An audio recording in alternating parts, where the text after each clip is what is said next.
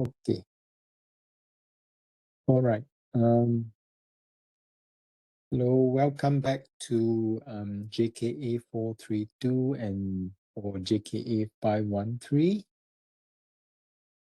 industrialization and social change. So this is the second WebEx class, and for today's topic, we are going to talk about the theories of industrialization and social change. So in the first topic, I have introduced what is industrializations and what are the four industrial revolutions and also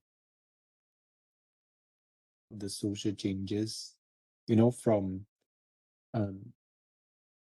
from a hunter-gatherers society to become agrarian society to become industrial society and also post-industrial society. So all these changes are related to the change in the technology we use in our productions, in how we survive, like how we produce some things and also sustain our life. Yeah. And in the last class, I also talk about,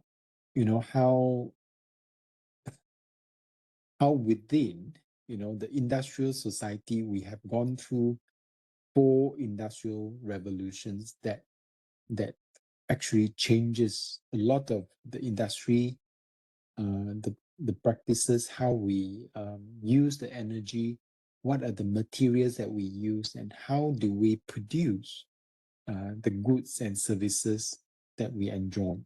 Yeah. So all this, it changes our socials, our societies, the way we live, and the way we behave in a way. Yeah. So in this topic, I try to introduce some of the theories that you can use to explain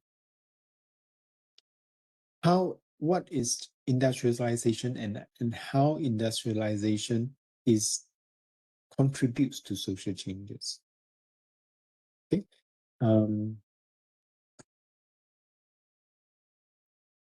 So there are two main learning outcomes for this class. So first is basically to explain some of the basic sociological concepts related to industrialization and social change. So before we talk about, we delve deeper into the social theories and what is the social changes. I want to discuss more sociological concepts. So some of them has been introduced in the first class. Yeah. Now we expand a little bit more on the basic sociological concepts, and then I will share with you some of the theories that has been used to theorize what is industrialization and how it is related to social change. Okay. So in the first class, we talk about the definitions of industrialization. It's fundamentally the changes in our socio-economic structures, from a agrarian society to an industrial one. Okay, so when we become industrialized, meaning the manufacturing, the goods that we produce to factories, whether it's anything that you use today, like your phone, your computer, your pen, your pencils, the mouse you use, your wallet, your anything that you can buy in the supermarket or if you order online. Even a simple things like a spoon, they are all produced in a factory somewhere, and a lot of times they are not produced locally somewhere. At this day and age, I don't know about you, but if you were over 50s or over 60s, you will notice that there were a time you can distinctively differentiate what are the imported goods and also local produced goods. I give you an example. When I was a kid, there was no local car. Yeah, there's no Protons. They were all imported cars. And the things that you buy, you can tell, okay, whether it is actually produced locally or imported. A lot of things like electronics things, when I was a kid, there wasn't a lot of electronic gadgets, but like, for example, I would know, okay, for example, like a table fan. Yeah. Table fan, most likely it will be produced locally. Yeah. But if you buy something like air conditioner, it will be most likely imported. Now that was like, almost like 50 years ago. Because back then, Malaysia's industrialization was kind of, GE was still in its developing infant stage. Yeah, it was still in its developing stage. So we cannot produce a lot of high technology goods. Yeah. So a lot of high technology goods. Yes. I'll come to that China goods later. Yeah. We cannot produce high technology goods. So whenever you see anything that is high tech, you know it is imported. Right? So meaning you would have, for me personally, I would have seen there are a lot more things produced locally, because then that means the manufacturing sector is becoming more and more dominant in our GDP. You can say it's GDP. So basically, when you say industrialization, it reflected in your GDP.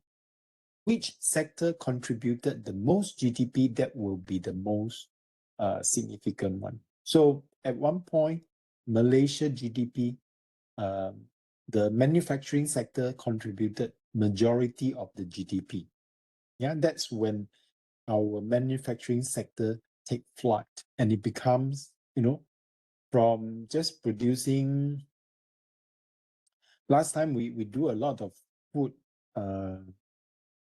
processing, like you produce canned pineapples from Johor, Pekan Nenas, or where, and we produce a lot of rubber, because we have a lot of rubber plantation. Then we produce tires to be exported. Yeah. So slowly it becomes like something we produce. Maybe we start producing our own aircon. Then you can see there are actually a lot of foreign investors came here to set up their factories. Yeah.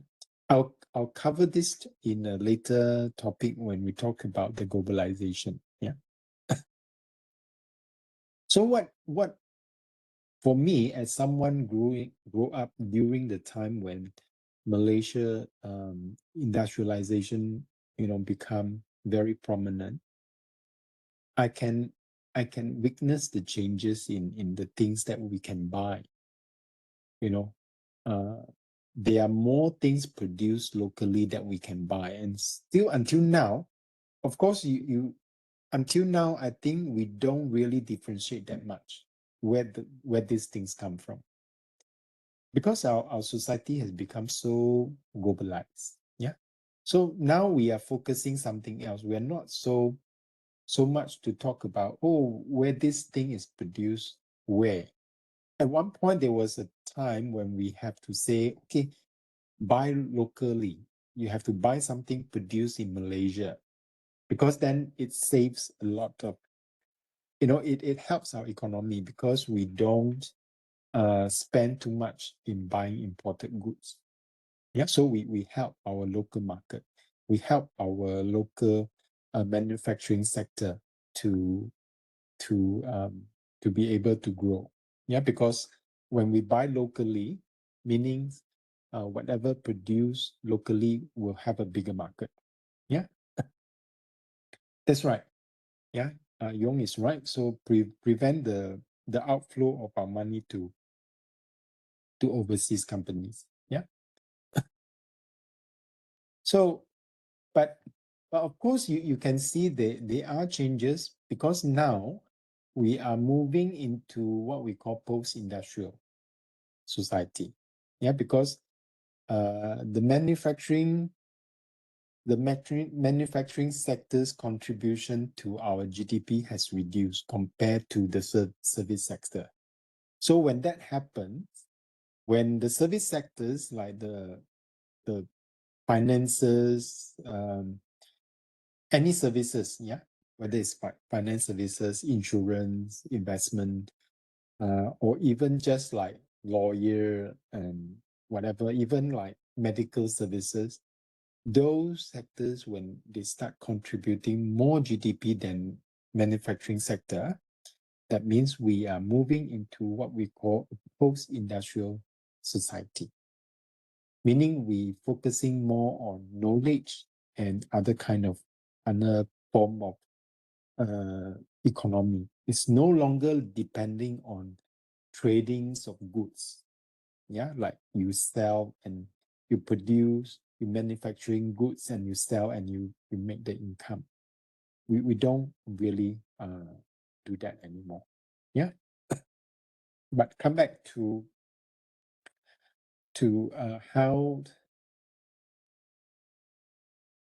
how the society changes and how we start to realize industrialization changes society. So you see,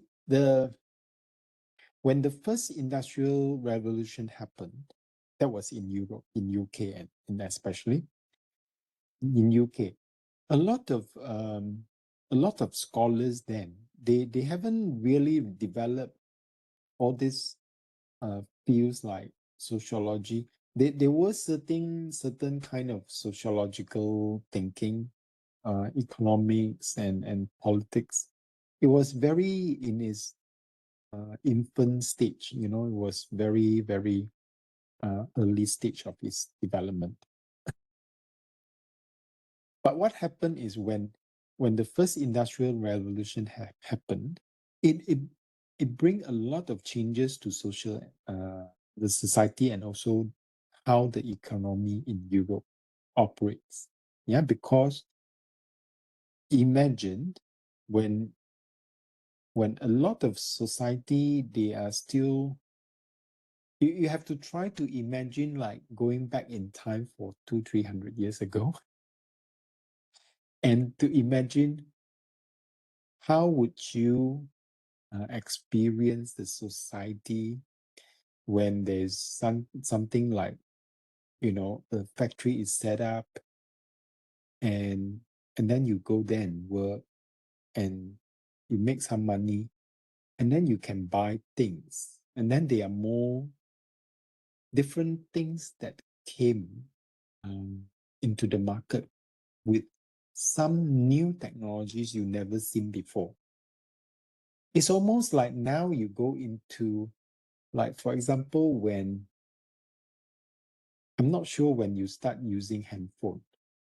If you start using handphone maybe in your 20s, yeah, or even like when you are 10, I'm not sure how far that becomes something very interesting to you. So you have to imagine that, for example, now the market suddenly came out with some very high technology things, like you can, for example, you can teletransport yourself to another place, or a time machine that has been introduced in the market. So you imagine that kind of shock or new experience or new social relations that may occur because of this new technology. It's like, for example, before handphone was introduced, you must go either find a landline or you go to a public phone booth to make call. Right? If there's no public phone, you have to, and then you must carry enough coins. If you don't have the coins, you cannot make calls. So you always, yeah, that's right. Yeah, but before phone card was introduced, you have to use coins. If you don't carry coins, you cannot make calls. Then later they introduced the phone card. No, too bad I don't keep any of the cards. But there's still one public phone outside PPPJJ. So if you want to take pictures before the whole thing is taken down, you may want to do that before it totally went into history. So what I'm trying to say here is, like, when the first industrial revolution happened, when the first steam engine was invented, and then the train was invented. Yeah, that's right. So when the train was invented, you can see how it changes the way people live, because now you can travel faster, and you can carry a lot more people from one place to another place. So what happened is it changes the social life and the way our economics. So it triggers a lot of curiosity in scholars. So they want to understand what is happening now. Yeah. So then it starts to all these scholars, they try to get together and have to do some discussion or debate or whatever. Then they start forming those what we call the field of study now, what we see now as economics. Yeah, like people study how economies functions. Yeah, so because the first revolution, industrial revolution, changes the economy system, because from agriculture, you what the Malay says, you guys petang makan petang, guys pagi makan pagi, right? But in industrial society, it's different, because whatever you produce, it lasts longer. Like you put your fish or the vegetables or fruits in a can and you sterilize it, it can last longer in a can, in a tin of can. Yeah. So it changes the economy, because now whatever you produce can be kept longer. You don't have to rush to sell it off one day or before it gets rotten. Yeah, it can keep your produce longer. Of course, then it will change the economy, because like, if, for example, if you are a vegetable seller, by afternoon, if you cannot finish it or before it gets rotten, you have to sell it off quickly, so you have to reduce the price, right? Yeah, that's economy. Yeah, you want to get rid of the vegetable as fast as possible, so you sell it cheap. But once industrialization happened, you don't have the time pressure anymore, because you can put it in a tin, but only the thing is, you have to send it to the factory quickly. Yeah, as long as you can do that, once it is thin, you can keep for like a year or so, or maybe longer, depends on the type of the food. So the price become more stable, or it can be increased because you add value to the food, because it can be kept longer. Of course, then another thing is the inventions of refrigerator. That's another story. Yeah. So it changes the economy. It changes the demand and the supply. Yeah. Of course, that is economy. Then, of course, the politics comes in.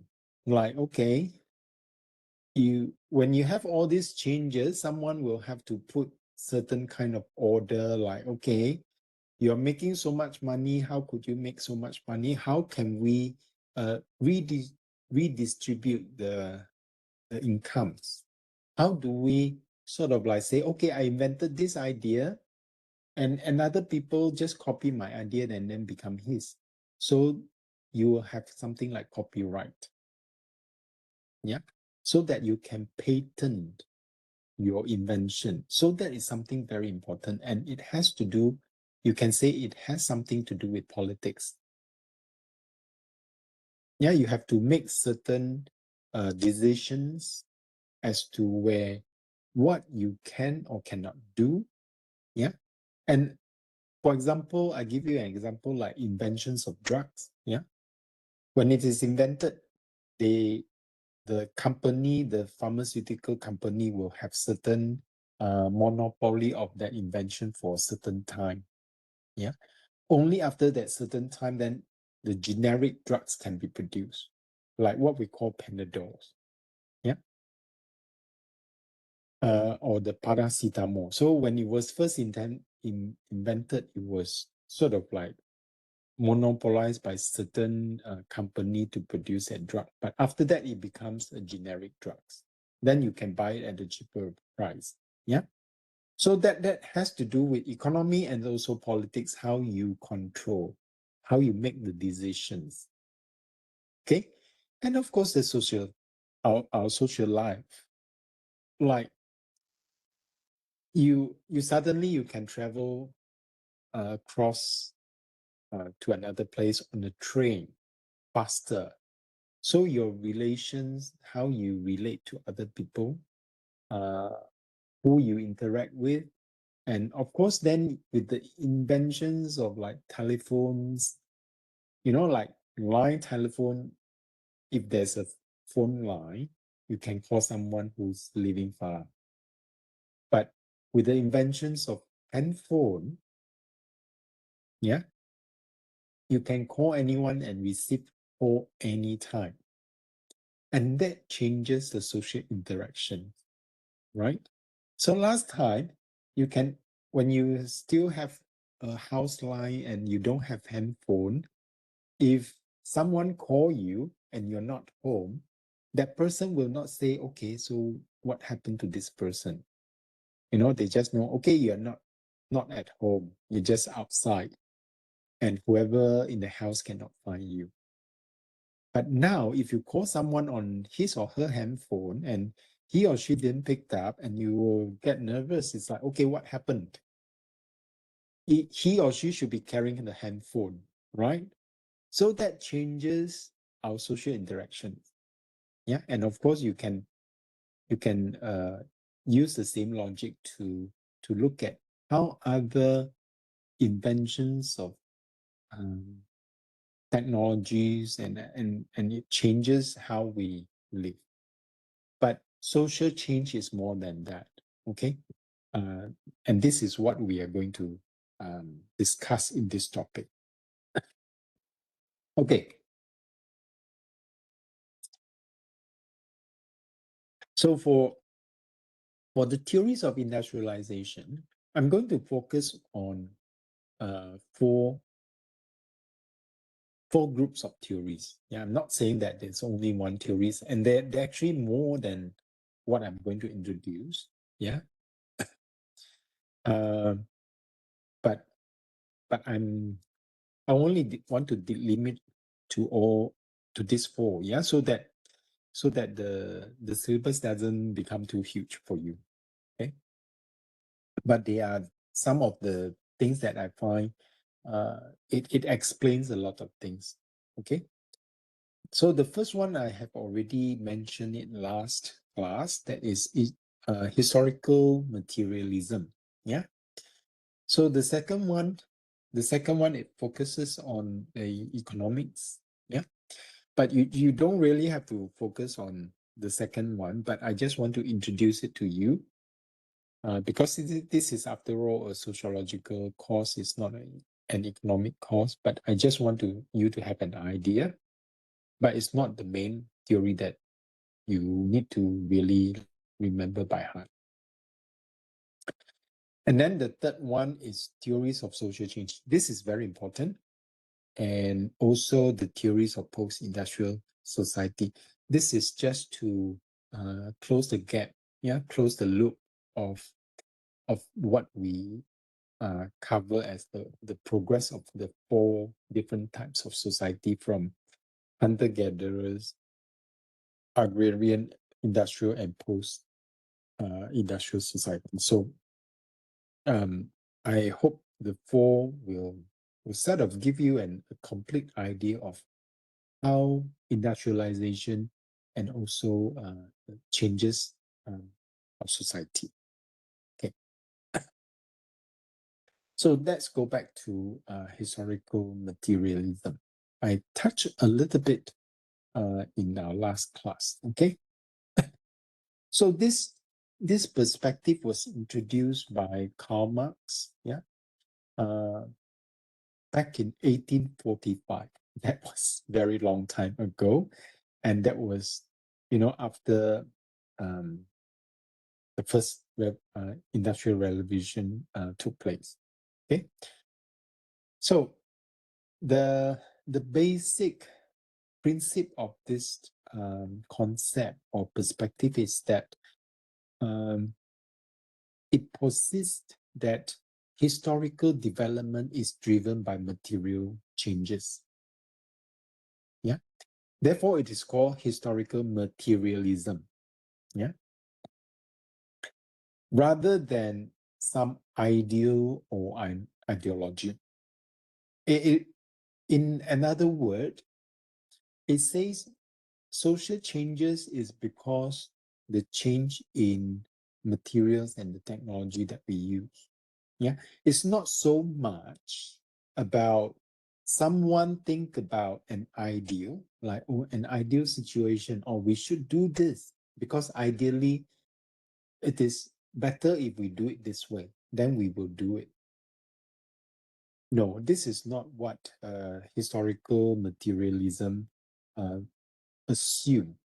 Yeah, how society change. Yeah, society will change more effectively according to historical materialism is when material changes. Yeah, the things that we use daily changes, it will change the society. So this is basically the the the fundamental idea of historical materialism. So to understand historical materialism better, we look at 2 structures. Yeah. And they are basically economic structures.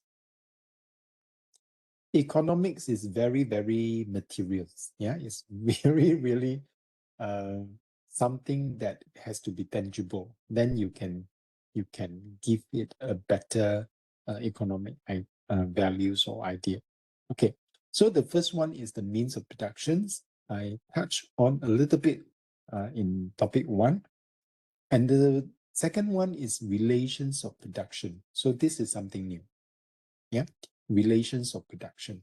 So you have 2 things, the means of production, that is the material. Yeah. Like what we explained, like what I explained to you before, is the material resources that you use to produce goods or services of values that you can use it for exchange. Yeah. So for example, you have land. Yeah, you need land if you want to produce something. Even during agrarian society or hunters-gatherers, there's land. There's this environment, there's this jungles or a land somewhere you can find your hunt your the animals or gather your food, and all plant the plants, the crops that you plant. Or when you have industrial society, you still need the land to build the factories, build all the facilities for you to manufacture. And of course, you also need the materials, whether if you want to produce a canned curry chicken, you need the chicken, you need the potatoes, you need all everything. Or you want to produce anything at all, you need the material and also the energy. And of course, you need the technologies. You need the technological knowledge to be able to produce something. Like even when you want to plant something, even if you are doing agriculture, you still need the technology. You need to know when to plant the seed. When is the time to harvest, and how do you harvest, and how do you separate, your crops from the stem or whatever. If you grew up in a paddy field or close to a paddy field, you will know that there are a lot of technological knowledge requires in harvesting paddy. And you will also have all those technical tools, all the tools that you use in manufacturing or even planting. And of course, you need to have labor. Okay. Here I need to separate two things. Labor and also workers. Workers refer to the human that do the work. But their labor, meaning their the energy, the labor they give away to do the job, that is part of the means of production, but not the workers. The workers and their labors are separated according to Karl Marx. He separated the two. All right, because here is what we talk about in a way of free market. You're not a slave. If you are a slave, then the slave is the means of production. Because a slave can be owned. You can sell yourself as a slave, or you can sell your labor, but you do not. If you're not a slave, you only sell your labor, but you don't sell yourself. You sell your labor. Can you tell the difference? So when you say labor is a means of production, is that in order to produce something, you need labor to do it. Someone will have to do the job, right? So it's the labor that is the means of production, but not the worker. Okay? Unless you're a slave. Meaning if the person is a slave, the slave sell the labor and himself to the owner, because the owner owns the slave and also his labor. But in modern days, we don't have slaves, but they're different kind of slaves. But not, that is something that we are not going to talk about. But in modern days, as workers, we the boss doesn't own us. We only sell our labor. So that is the means of production. Workers is not the means of production, but their labor is the means of production. I hope you can differentiate the two, because there is implication later. Okay? So here, why it is the understanding of the means of production is so important is that we need to know the ownership and control. Who owns it? Who owns the means of production? And who operates the means of production? And how surplus is distributed? So in manufacturing, you have to imagine, you have to try to think as a manufacturer. Let's say if you are a capitalist, you owns the means of production, you owns the land, you have the building, you have the machine, you know the technology, how to produce, and you can buy the materials to produce the goods, and you hire workers whom will sell their labor in exchange of a salary in a capitalist society. Yeah. So when that's all in place, meaning you as the capitalist own all the means of productions. Bourgeoisie, that's right. Yeah. Bourgeoisie, that's right. Owns the means of productions, but the workers will operate the means of production, but they do not own it.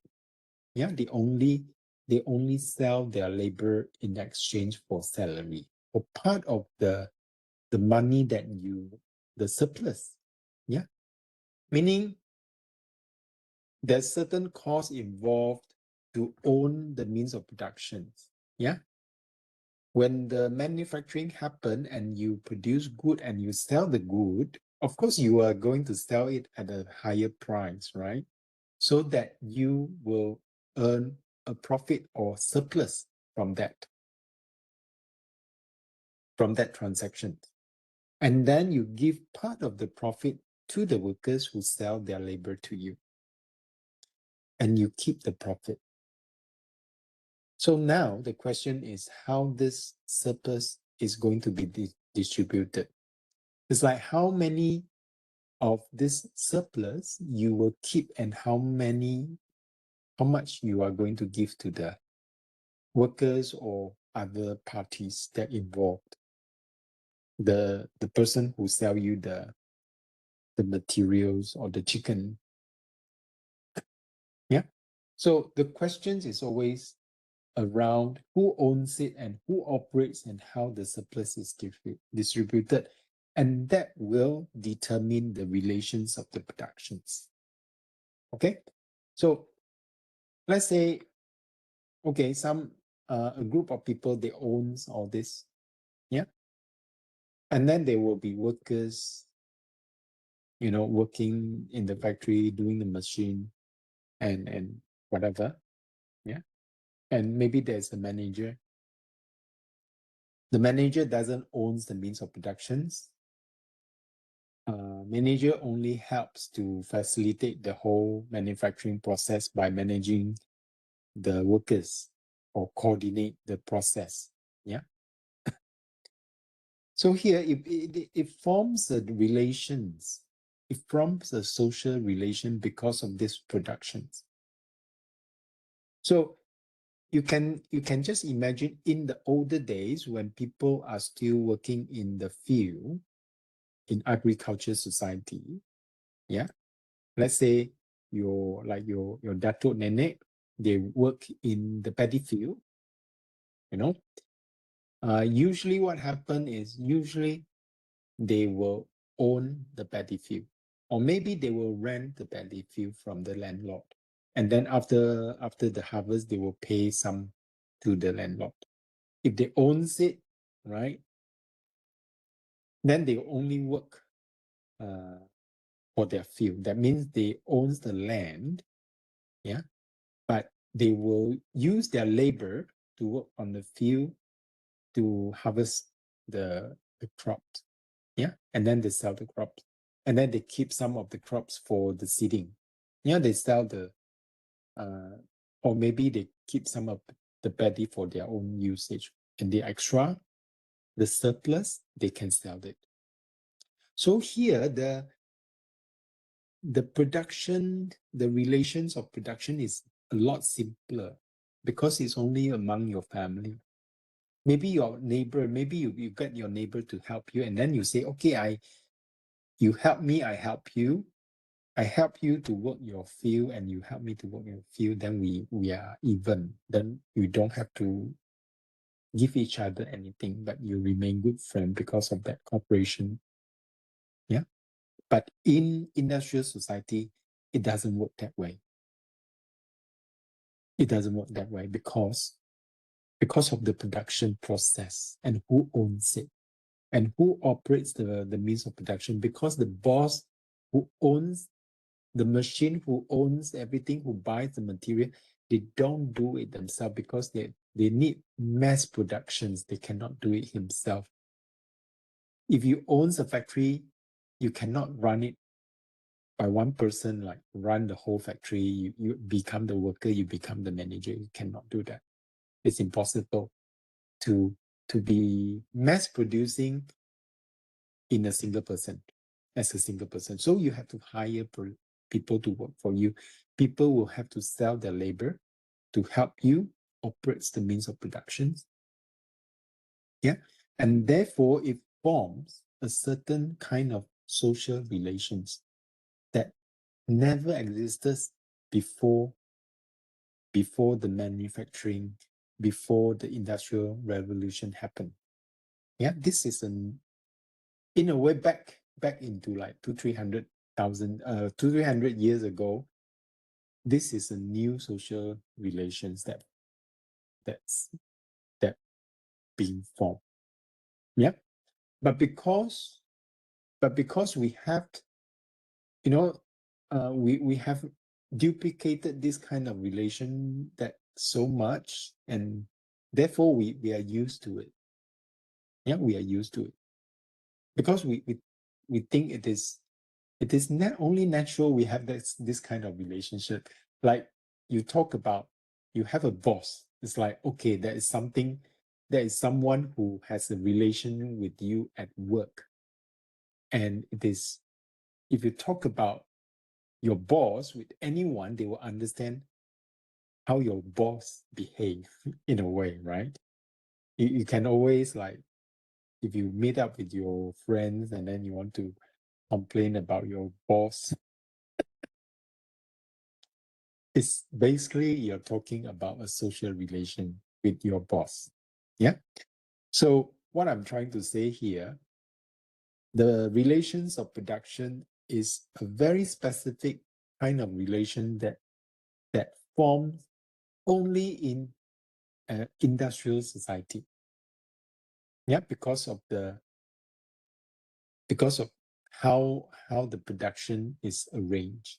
So you form a specific kind of social relationship with other people that that work, in a different sort of capacity, but you form a certain relationship. Okay, but in this relationship, the fundamental one is based on the manufacturing sectors. Yeah, but of course, then slowly the relation is kind of like also used in other social setting. Yeah, like even if you're not, for example, if you work, but that has something to do with the what we call bureaucracy. It's like how we structure all this. It has to do with the idea of bureaucracy. Um, no, I do not. I do not. I do not. I will not. No, in this course, I do not cover that. But you have to understand um, how this relations of production is arranged. It has to do with the idea of bureaucracy. Yeah, it is sort of combined with bureaucracy. It's like bureaucracy it has to do with the military, because the the idea of how bureaucracy evolved is based on militaries. Yeah, and of course, when it comes to relations of production, they find that if you use that kind of structure, it is more effective for managing. Yeah, for distributing your responsibility. Okay, but what I'm going to the emphasis of the relations of production is all the relationship is structured according to, who operates and how surplus is distributed, and then it will determine the social relations. Yeah. Okay. But um, what I've talked about when I talk about the the relations of production, it basically based on a capitalist economy. Yeah, because in capitalist society, the capitalist or the bourgeois will own the means of production. Therefore, it forms a relationship between the bourgeoisie and also the proletariat or the workers. Yeah, as the sort of the bourgeoisie as sort of higher status than the workers. Yeah, because uh, the bourgeoisie owns it, and then it buys the labor from the worker, and they pay salary to the worker. Yeah. So therefore, it forms a very, in a way, a relationship that is in a way a conflicting relationship, because they are in competition. Yeah. And it sometimes involve exploitation also. Why they are in competition? Because the capitalists or the bourgeoisie will always want more profit, and the workers always want more salary. So they are competing that how the surplus is distributed, how much the workers is getting from the profit, and how much the capitalist is getting from the profit. So it's always in a competition relationship. And that's why for sociological students, that's why the theory conflicts emerge from this. Yeah. It has to do with the emerge of conflict theories, because it in conflict theories it proposed that, especially in a capitalist society, yeah, there this there will always be sort of conflict, especially if you have a group of capitalists and a group of workers. Yeah, because their interests are different. Yeah, workers always want more. Yeah, you can say it's a conflict between classes. That's right.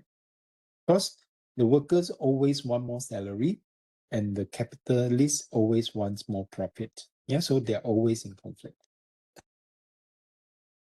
But if you put it in a socialist economy, the means of production is owned by a slightly different sort of structure or entity. Yeah. So in a socialist economy, usually the means of productions are collectively owned, or is owned by the state. Yeah. If owned by the state, then it can be a more sort of communist. It depends like how extreme is the socialist economy. Yeah. If the other extreme of the free market is the communist. Yeah. So there's sometimes like there's socialists will probably slightly more balanced. Yeah. So if it is a socialist economy, then the relations of production will slightly like different, yeah, from a capitalist economy. Because in a socialist economy, everyone sort of are more equal. Yeah. So the relations of productions are organized around cooperation and collective welfare. Because let's say if you are workers and you own part of the means of productions, so that when you contribute your labor, you know that your labor will also almost like equivalent to part of the surplus that you get. Okay. And the surplus value is redistributed for social needs rather than private profit. Yeah. When you collectively owns the means of productions and you collectively invested your labor, the surplus generated from the production, it will be redistributed according to social needs. For example, you use it to build a hospital, free education, more free services like cheaper public transportation rather than you have to own private cars to travel. Yeah. So if you talk about Malaysia, Malaysia is not 100% capitalist, but it's also not a fully socialist economy. Yeah, it's sort of like a mix. You know, we still have rather it's Young is not that kind of mixed economy. Yeah, we are talking about the mixed economy in Malaysia is like we have a different kind of sectors. Like we have mix of manufacturing, we have service, and we have different mix, and then we have small, the small SME, and then we have the MNC is all mixed up. So it is called the mixed economy.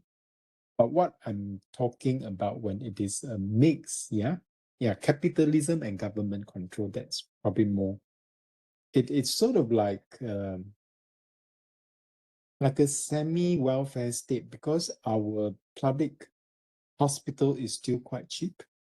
Yeah, it's still accessible to a lot of people with different kind of different income groups, and then we still have free education until secondary school, and our university is partially subsidized.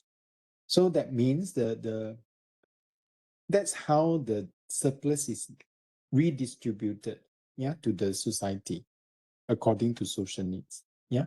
But in extreme capitalist economy, almost like I would say like America will be quite extreme capitalist society because you can see the healthcare services is more expensive because it's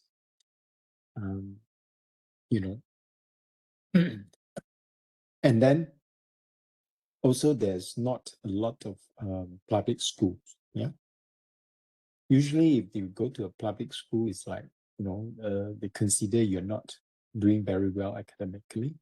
Yeah, so you have to be aware when I talk about the historical materialism, usually it is referring to the capitalist society. And in fact, most of the country has somehow of a capitalist economy. If you talk about China now, China is not really a communist country because it is very capitalist in practice. Yeah. Okay, so coming back to historical materialism. Yeah. So you see how the means of productions and the relations of production, yeah, according to historical materialism, these two will shape, it will shape the social structure and also its institutions. Yeah.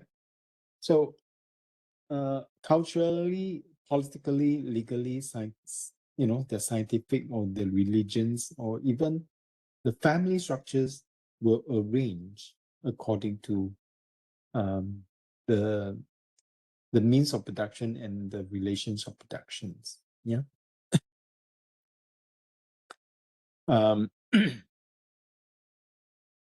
Yeah. So I've shown you like in the first topic that the four society and how they becomes more complex. That is basically a simple way to explain the historical materialism. Yeah. It's like when you get into industrial society, because of the relations of production, yeah, our social structure becomes very complex because of the relations of productions. You have someone owns the the means of production, and different people operates different things, and of course, how the distributions of the surplus will also shape the political and the rules of the society. Yeah. So that will go back into the changes in the four different society. Yeah. Okay. So we come to the second theory, that is the economic growth. Yeah. So I'm just going through this very quickly. Yeah. So there are four models, but then they are classified into two categories. So the first category is called the linear growth model. So basically, this is how economically they want to explain how society changed from a agrarian society into a industrial society. Yeah. So this is about the economical explanations of the social change because of industrializations. So the first one is what we call is introduced by Rostow. Rostow proposed that in all society that want to become industrialized, it will have to go through 5 stages of economy development. Yeah. So the first one is traditional society. Basically, is referring to the agrarian society. So everyone is still depends on agriculture. And then it will have certain preconditions. Like you will have to set up, something to enable the industrialization to happen. Like you start building infrastructures. You have to have this industrial zone, and you need to get the technologies there. You need to have workers. You need to have the energy plants, anything that will have to set up before you can take off. That is the industrialization. You will have to start building all the factories and getting workers, setting up everything. Where do you get the materials and the energy that requires to run the factories? Yeah. And of course, then it drives to maturity when the industrialization become more mature. It will take flight. And then the last one is the high mass consumption, meaning you can produce a lot and you can sell a lot. And that is core. So this is what proposed as a linear progress. Yeah. So and for for the for a consistent industrial economy growth, then you need to have constant investment and technology development, and you must need to establish all the institution requires to ensure that the continuous economic growth from the industrial sectors. Yeah. So and another, that is one way. I think this is very easy to understand. And another model is Harrod Dormer, the two people. And what they suggest is that to enable industrialization, the society needs to have a savings and investment. Yeah. So meaning like I would say it's almost like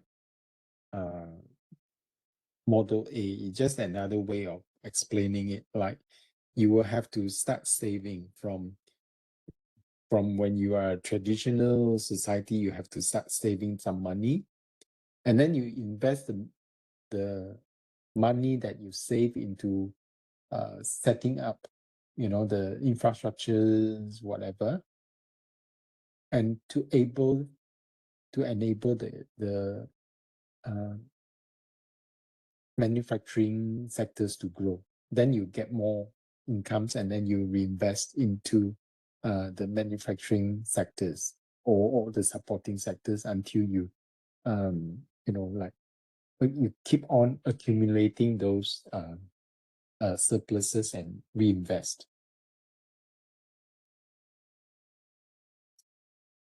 And that's two are the linear growth model.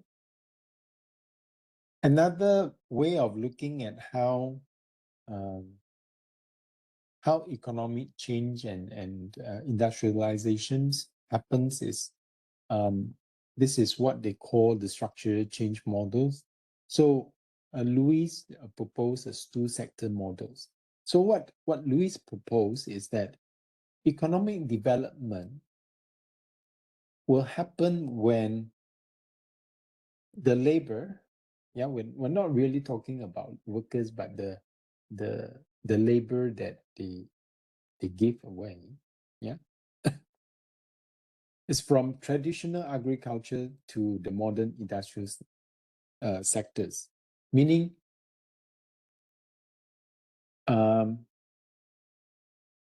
you see the productions in agriculture, your labor that you give in agriculture, even if you give the same labor when you are in agriculture and industrial culture, or in industrial, like you are the labor you need to do when you are planting crops, and the labor you need to contribute when you are working in a factory, they are almost the same, but the difference is the surplus. Like what I explained earlier, like if you are planting crops, planting paddy, you probably need to, well, if you, let's say you work for 8 hours, there's only so much you can do in agriculture society. But when you are working in a factory, with the machine and all that, with other workers, if you work 8 hours, the productions that you produce is a lot more than agriculture. And here, there's a difference in the surplus. Of course, the manufacturing sector will produce more surplus. So what happened here is that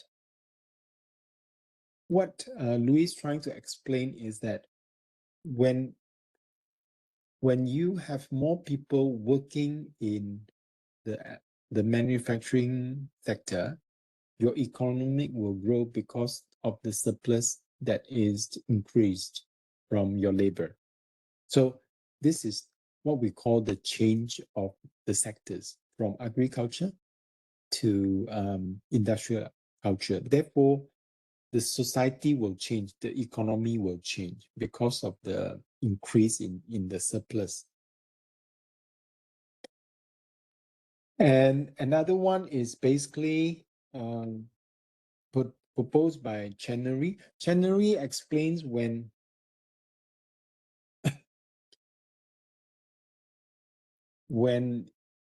the society become industrialized, it reduce, of course, it reduce the agriculture's share. But in order for industrial to grow, it needs other services to support that manufacturing. For example, you need logistic, you need bank, you need insurance and other social services.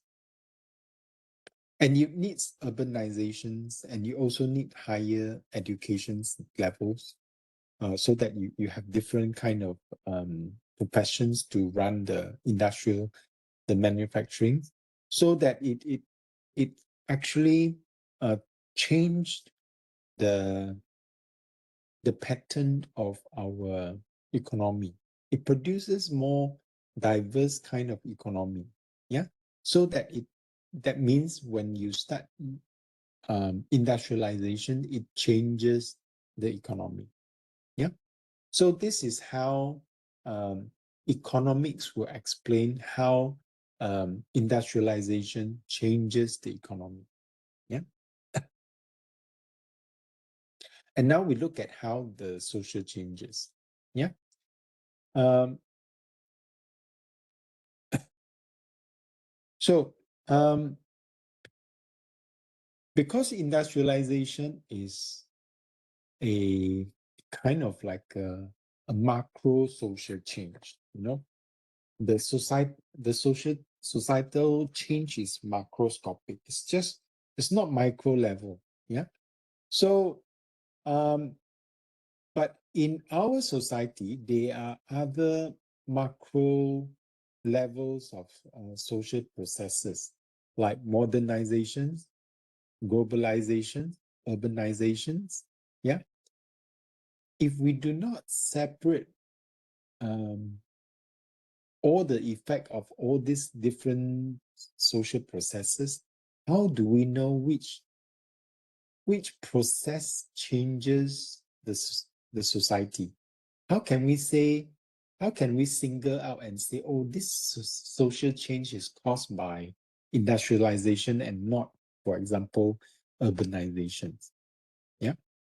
So in order for us to for social scientists to able to differentiate that, okay, this is actually, this change is caused by industrialization and not urbanization, then we must be able to actually separate uh, all these major, all these macro processes. So Herbert Blummers, yeah, he introduces the idea of universal concept of industrialization. Yeah.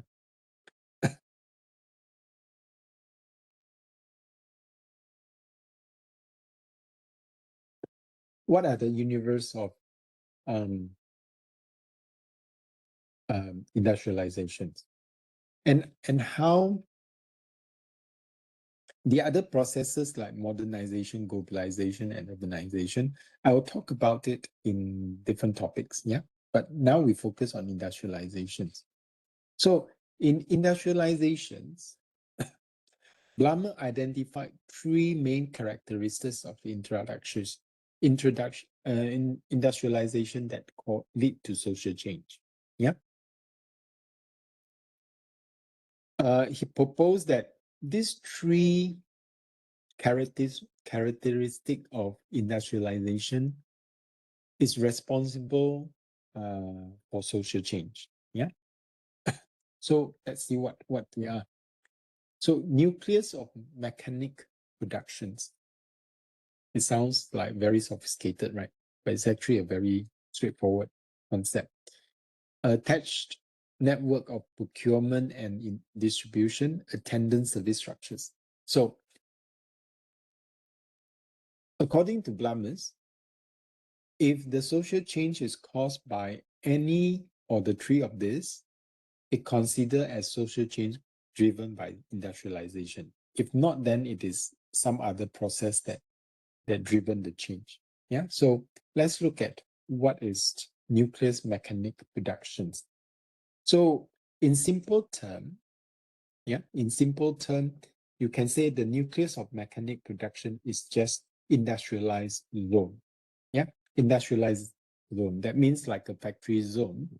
Like for example, in Penang, we have Bayan Lepas, Batu Kawan, also an industrialized zone. Like in KL, you have Subang. In Johor, you have what? There are a few in Johor. I think the Iskandar is also one of them. I'm not very familiar with other states, yeah. But you know what I'm talking about, yeah? The industrialized zones, yeah, the factory zones. So why this is so important? Because if forms a cluster, you put all these factories together, what happens when you put all factories together is it reduces production cost. Because you can centralize, you can have, very well planned road system, you can build this industrialized zone near the airport where it is easier for you to ship, or near the train station or near the port where it is easier for you to distribute the goods that you produce. Yeah, so it reduces cost transportation. Yeah. And also it facilitates human resource. If you, let's say you build a town next to this factory zone, then it's easier for you to get workers there. Yeah, you can house your workers there nearby. They don't have to travel very far. If they have to travel very far to the factories in order for you to get your workers, you must pay them higher salary. That means the production cost will go up. Yeah, so if they just live nearby, it saves the cost. Okay, and also material supplies. The same way as you distribute the goods, when you want to get your supplies, it's also easier to be send it to you via the railway, the port, or the airport. Yeah, and also because it's, let's say, if you have a town where your workers staying there, and you can also have services like the banks, the insurance company is there, and also the diffusions of up-to-date knowledge. For example, if there's a university there, for example, like USM is very near Bayan Lepas, yeah, and Batu Kawan. So a lot of USM graduate will work in the factory zone because they need their knowledge, yeah. And there's also like collaboration between the university and also the factories. So when you have a nucleus of mechanic productions, it sort of facilitate everything and it reduces the production cost.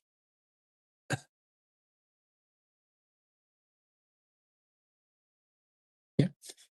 And attached network of procurement and distribution. So I also indicated previously, like the distributions of your goods, and also to receive your material supplies.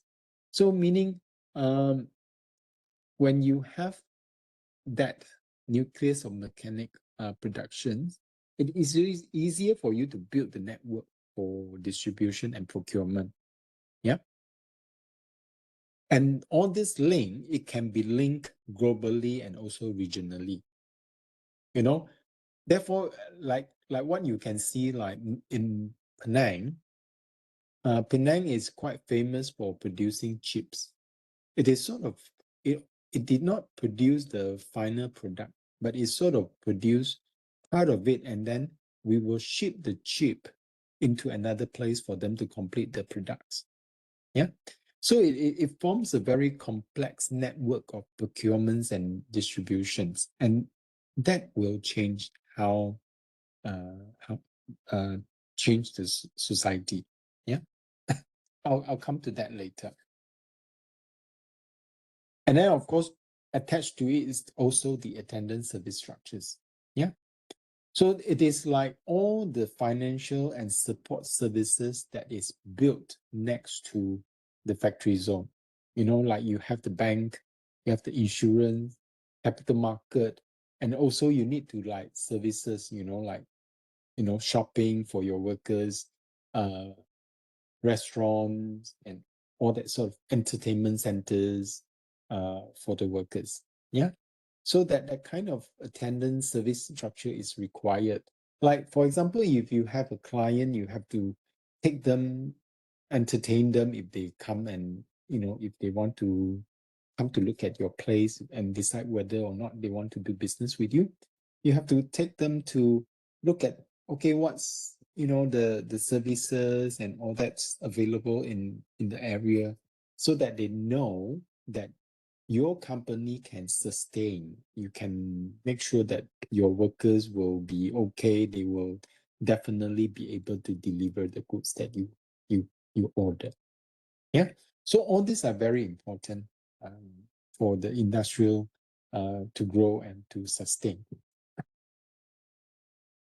So what happened here is that when you have that three characteristic, so Kerr, it actually take it further. Like when you have that three uh, characteristic, it will change. It will change. You will have three effects. Yeah. What we see here is the structural transformation of labor force, expansion of societal scale, and emergence of social consensus. So what does it mean? Yeah. First, a structural transformation of labor force. Yeah. When you set up a factory zone, yeah, so that's the first characteristic, and you have the network of procurements, and also you have attached attendance service. So what does it mean? So you have factories, you need to have logistic, and you also need to have other services. That means these three characteristics, it will actually encourage, it will um, it will change the structures of the labor force, because you create a lot of different job opportunity. Yeah, it diversified occupational roles. So in the factory, you need to have what the supervisors, you need to have the general managers, need to have the HR supervisors and all those workers, operators, and the drivers, and then someone who look after the your what do you call that, your warehouse. Yeah. And then the logistic will, yeah, that's right, guards and security. And then the network, the logistic companies, yeah, they need drivers, they need office officers working in the office, taking orders and arrange all this transport things. Yeah.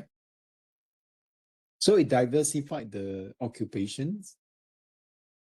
And also you will have the services. Yeah, the third one, the attendant service. Yeah, you need someone work in the bank, as also as the manager, the bankers, the tellers. Yeah. And you also have insurance company. So the insurance company also need to hire manager, need to hire insurance agent and all that. Yeah. And then you need service like restaurant. So you have a service restaurant manager, you need to have a cook, you need to have waiter, and so on. So it diversified the labor forces. Yeah. And for that, you also need to diversify the levels of educational qualifications. Yeah. So like you need someone to work in the R&D. So you need someone who is very highly, who has very high expertise in whatever, the science and technology, until you need to have someone just have very basic education level to operate the machine. Yeah. So it diversified the occupation and level of education. Yeah. And when you talk about the expansion of society scale, yeah. um, yeah, it is quite self-explanatory, like when you have a factory zone, yeah, then you have someone, you need to have someone to look after it. Yeah. So for example, I'm not exactly sure, but like for example, the free trade, the Penang factory zone, you the locals council, or maybe they will have an institution to overlook the operations, the maintenance of the area. Yeah. And that means you need to have a bigger scale of management. Yeah. And then when you talk about the logistic, when you want to send something from Malaysia to America, for example, you see it's cross-continent. That means the scale of the management or the organization that have to manage that transportation is international. Yeah, it's not just national. Yeah. And of course, you also need to have a bigger scale of legal. Yeah, like for example, someone from America wants to buy something from Malaysia. So there will be a contract, right? When you say, okay, I want to buy this from you. Yeah. So the legal system has to be established, an international legal system. So what happened if one party sort of breached the contract? So there must be a legal system to be able to address that issue. Otherwise, no one wants to do business with Malaysia, for example. Yeah.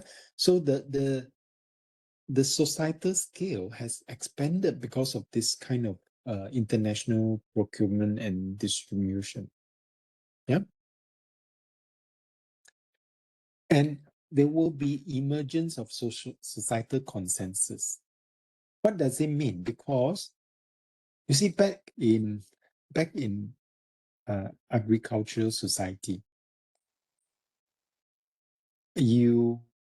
let's say you produce paddy, you do not export so far because uh, paddy is something that is not too expensive, but if you want to sell it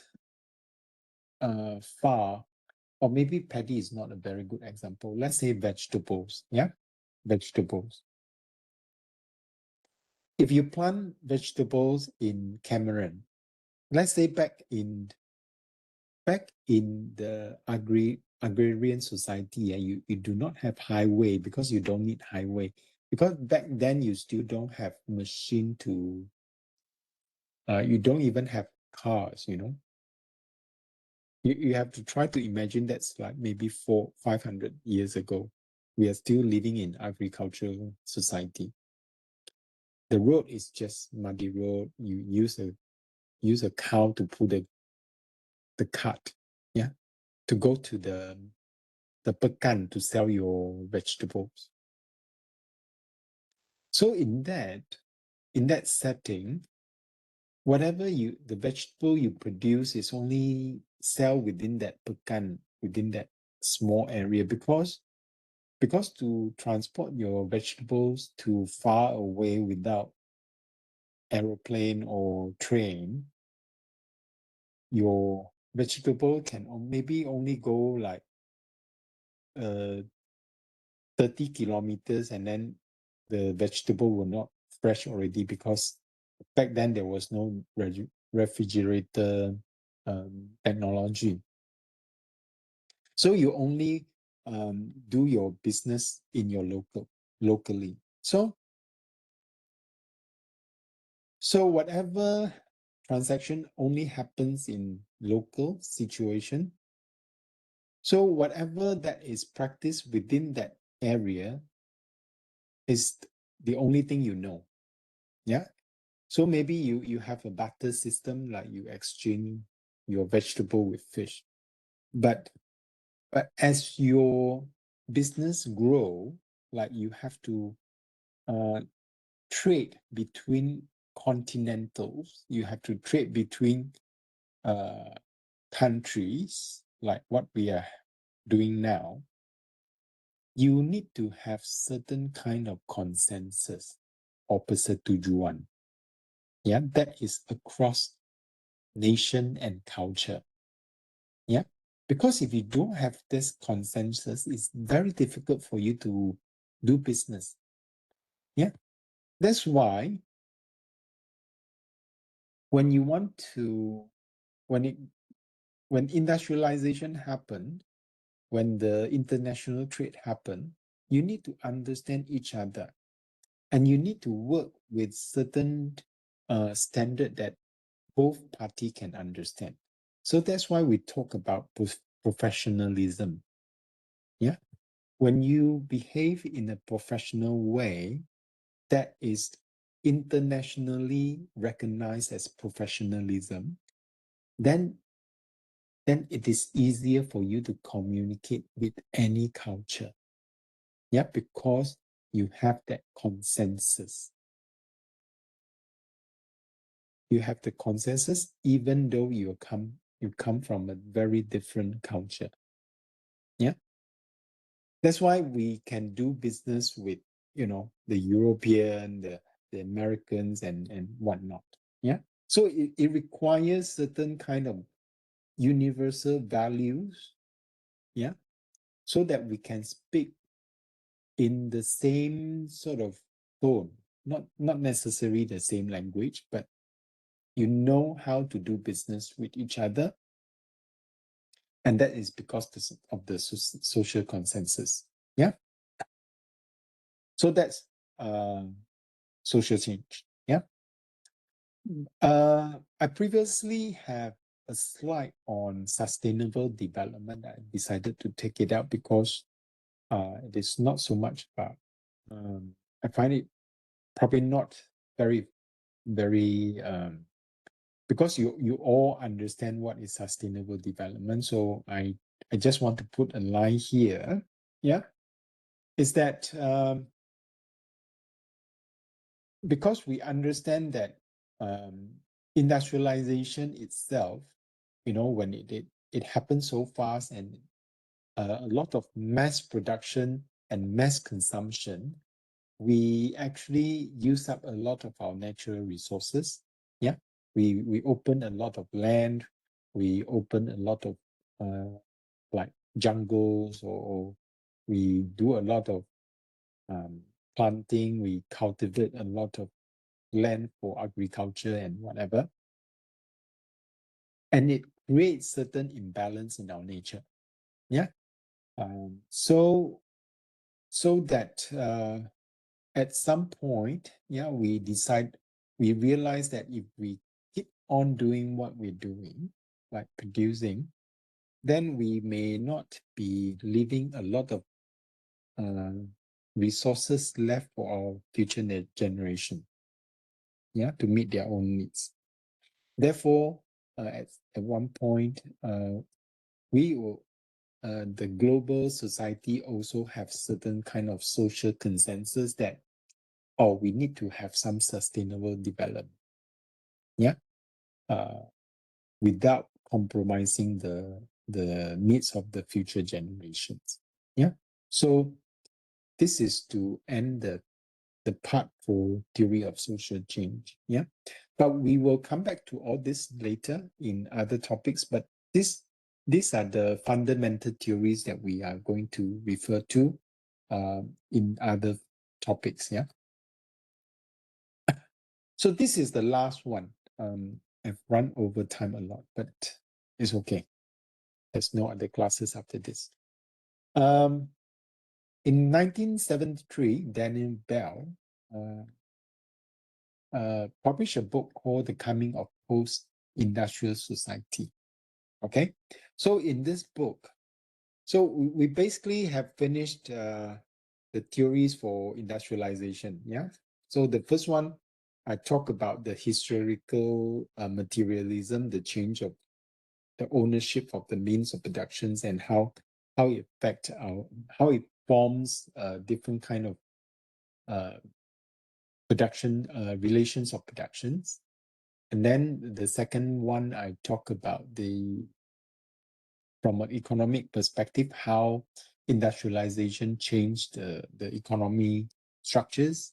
And then the third one, I talk about how the characteristics of industrialization changes, like the structural transformation of labor force, the expansion of societal scale and the emergence of societal consensus. And I touch a little bit about the sustainable development.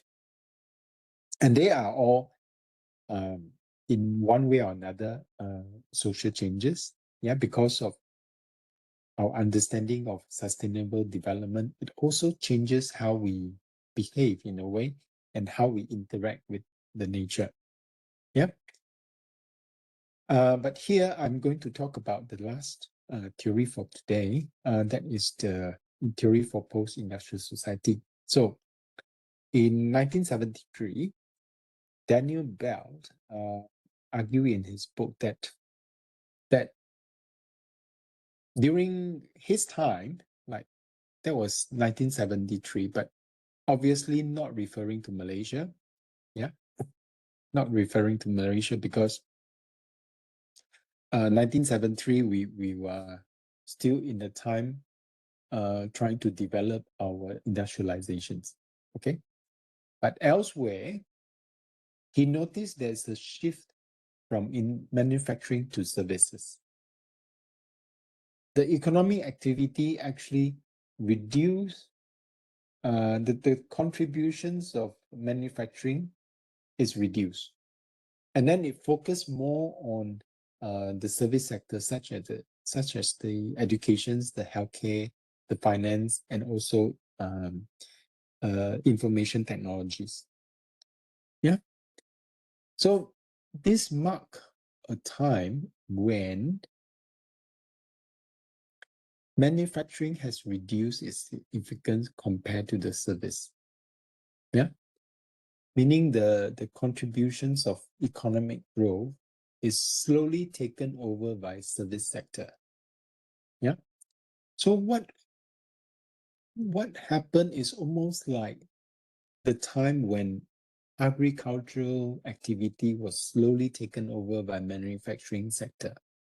So now manufacturing sector, the importance of manufacturing sector has become reduced compared to the service sector. So therefore, Daniel Bell suggests that we are shifting into a post-industrial society. And another indicator is that the knowledge as key resources. Yeah.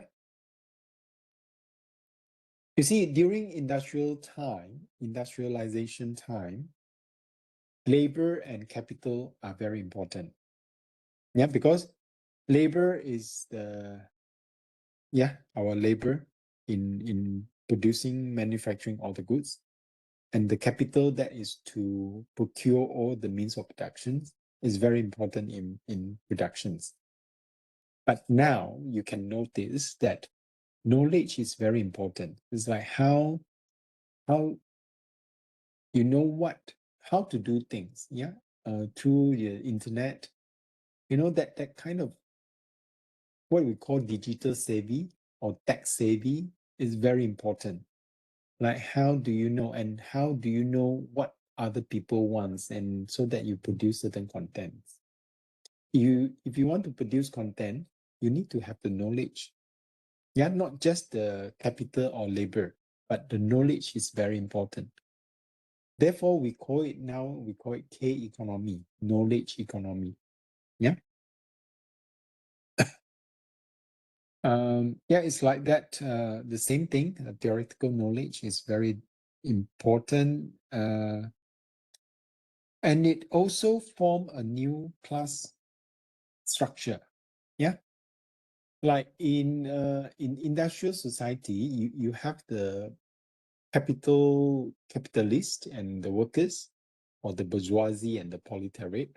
Yeah, but as we progress, there's a more emergence of professional classes like the scientists, engineers, yeah, and administrators. Like, I'm not just talking about supervisors, yeah, but they are like CEO.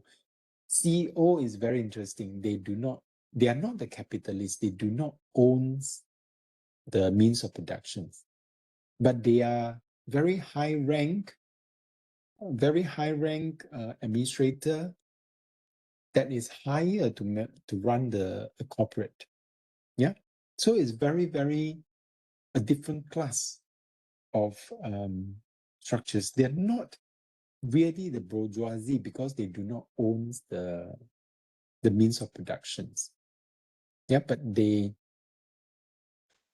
are high income, but they don't own the means of productions.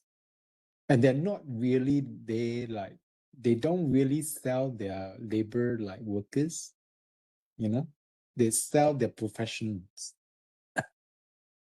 So it changes yet another form of the social structures. Yeah, we will come to that again later. Yeah.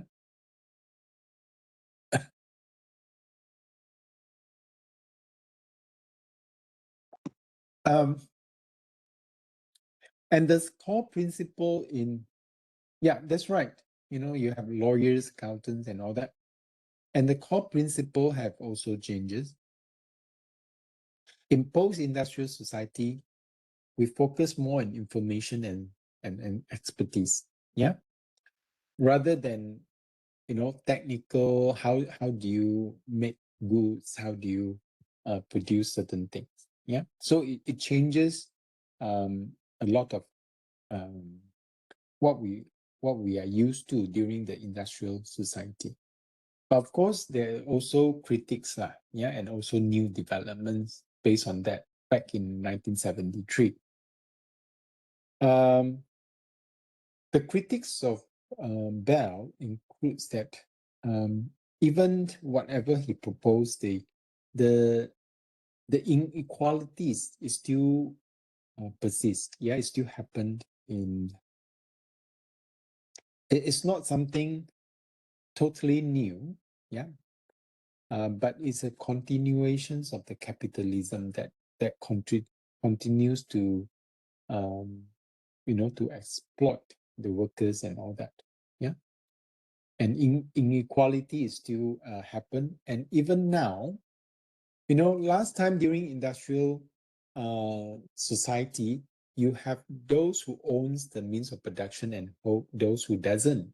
Yeah, but in the K economy, in the knowledge economy, then you are talking about the knowledge divide. Yeah, who knows more? Who has the more knowledge? Who has the ability to use their knowledge to generate incomes or whatnot. Yeah.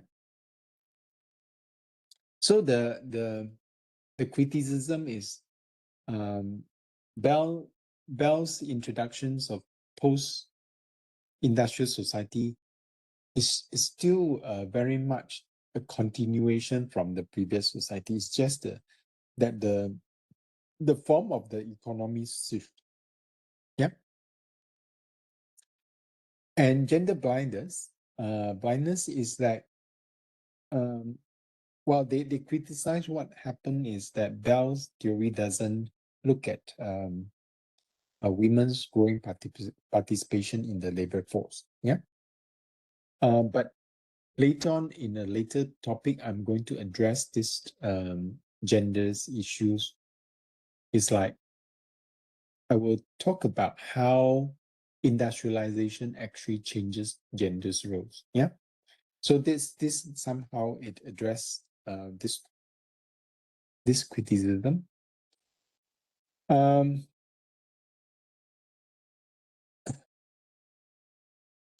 But this technological determinism, is also applicable to historical materialism because some social scientists also criticize that historical materialism focus too much on materials, just as much as Bell focused on the technology development as the cause of change, because some school of thought, they will stress that other factors also shape how society changes. It's not all determined by technology or also materials. Yeah. And later on, in Castle Network Society, there's another sociologist, Manuel Castle. Yeah. So he in his work, he emphasized more on network society. That is when we talk about the internet. Yeah. What we have now is the internet. Yeah. The information flows, the worldwide information flow, it actually changes a lot of how we organize ourselves and also the power relations, yeah, that shift and change the social, economic, and political landscape of our current world. Yeah. So, but this is where I'm going to stop because in the last two chapters, in the last two topics, I'm going to talk more about what are the current technological changes or,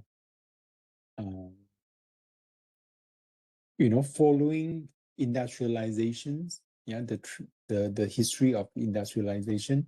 Up to now, we are at Industrial Revolution 4.0. So the current technological change will actually disrupt a lot of our social structures and how we live as individual.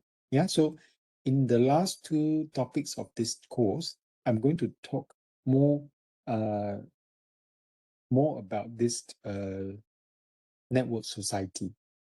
Okay, but in the more updated versions of what's going to change. Yeah. So basically, what I'm trying to do today is to give you an idea of all the theories that we will refer to throughout this course when we look at how industrialization changed the society. Yeah. And I think that's it for today. And if you have any questions, but you can put it in the chat. But if not, then you can save it when we meet for the next time. I think I have really overshoot this time. So I will stop here. And thank you very much for you to be here today. And I'll see you again in our next WebEx class. Okay, thank you. And I hope you enjoy today's WebEx. I'll see you again soon. Bye for now.